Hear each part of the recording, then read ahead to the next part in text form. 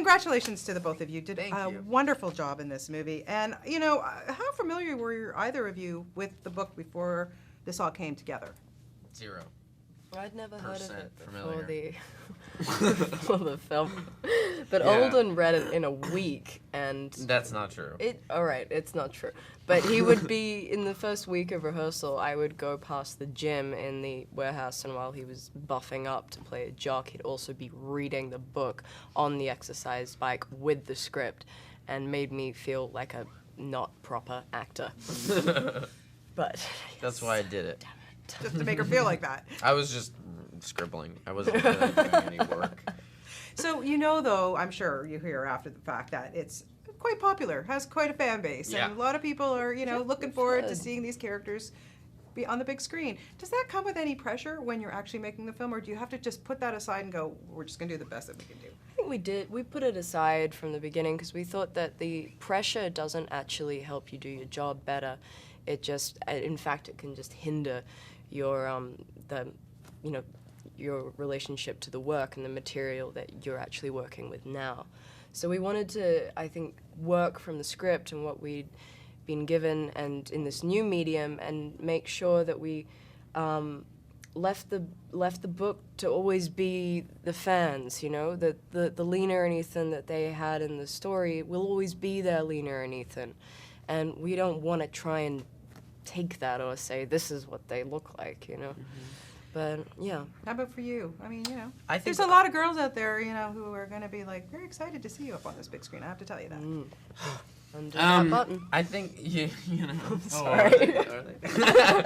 I think I think I had the same perspective, which is that it couldn't possibly help to try to appeal to, because everyone has such a unique vision. When you read a book, you have such a personal. That's what's fun about reading a book, is it engages your imagination, but everybody's imagination is different, and therefore there's no way to pander to every single person's vision of what it would be like. So I think what's great about the book is that it allows for this very idiosyncratic, humorous characters who are a little offbeat, and what we did and what Richard opened up to us was creating a film where we could bring our own version of idiosyncrasy and humor and offbeat quality to it. And so hopefully in that way it captures the same spirit in the book, which I think it does. Yeah. But it can, you're never going to have exactly the right eyebrow color for somebody. Of course.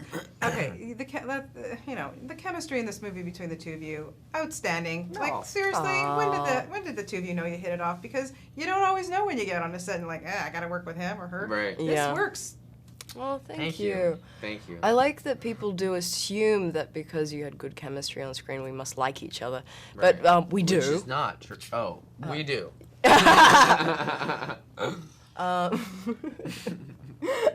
No, I think Alden made like a joke and said funny, smart things, and I was like, okay, yeah, he's fine. Oh, and then it just worked. We met I got the part right before we started shooting, so we met in the rehearsal room, and I think that what both Richard and I and Alice and I were reluctant to do the movie in the first place. Before we read the script, we'd both said no to auditioning for it when we were just given this sort of breakdown of, it's this kind of genre movie. And we both knew that we had talked with Richard, and for me it was when I read the script, within 2 pages I knew I wanted to do it, because there was this, it was clear that it was its unique own story. And but we both knew that we had this skepticism about it, and that Richard and I and Alice were all on the same page about trying to make this the most unusual, left-of-center, intelligent version of this kind of story. And because of that, when we met, we had this mutual respect for each other that I think opened the door to a kind of playful, relaxed quality in the scenes. Yeah, and then you get to work with, oh my God, the veteran actors that are in this movie. I mean, what do you as young up-and-coming actors take from people like Jeremy Irons, Emma Thompson, Viola Davis? I mean, my goodness, what a cast. Yeah, I know, incredible. I know. It's like a bit, I don't even know what to say anymore. I love them so much that I don't really know what to say. they're all so original in their own personalities and so driven, and their work ethics are amazing, and it's just inspiring. What else? I don't know what else to say. Yeah, no, I think that's good. Yeah, I mean, really, I just suck it all in. Yeah, Yeah. exactly. I Yeah. mean, getting to work with people like that, it really brings you to another level. And we'd watch them on the monitor when we would be not even in the scenes, but it was like free acting class to see that. For me, the coolest thing was you see these people's performances in the film, and you see these snippets that they take that are the best moments, but you don't see how they arrive at that moment. You don't see what their take 1 is or take 4 or whatever it is, and to study the way in which they kind of keep themselves focused or play around on set or whatever it is they do to arrive at that moment was really interesting to see kind of behind the scenes of.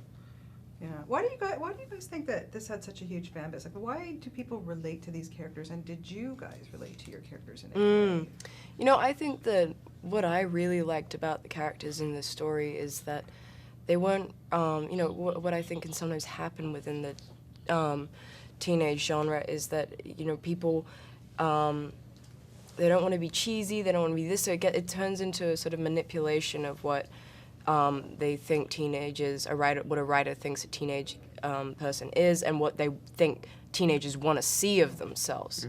So I think it can sometimes lean towards trying to be cool, which is less interesting. Right. Whereas these characters, to me, had an honesty and a reality and passion about them that was funny when it was funny and touching when it was touching, and while still existing within cliches and a mainstream genre, it wasn't bound by that. It could be playful and land left of center wherever it wanted, and I love that. Yeah. Yeah, and they're written as people as opposed to trying to capture some. Because when you try too hard to catch that one cultural moment, you end up with a script where everybody's saying like, "Hey, let's scooter on down to the soda fountain and flip our skateboards out on the flip side," and that doesn't really. I mean, that's how me and my friends talk, but that's not really how everybody talks. Alice, quickly, I want to ask you just very quickly. Of course, your mom is the wonderful Jane Campion. My God, one of my favorite directors there is out there. But did you ever, Thank you for saying so. Oh, I love her. When you were growing up, did you ever think that this was the business that you were always destined to be in, or were you not? I sure? just don't remember a time when I, where stories wasn't the way I looked at the world. It was the only way I ever sort of could understand society and life was by imitating it, and in whatever capacity I can hope to do so. And my mother definitely, her influence was so huge, and I'm so proud to have been influenced by her. I don't know where the influence began, where it ends. Well, you are both, again, wonderful. I hope we see a franchise for this, because we want more smoldering heat between the two of you. Congratulations.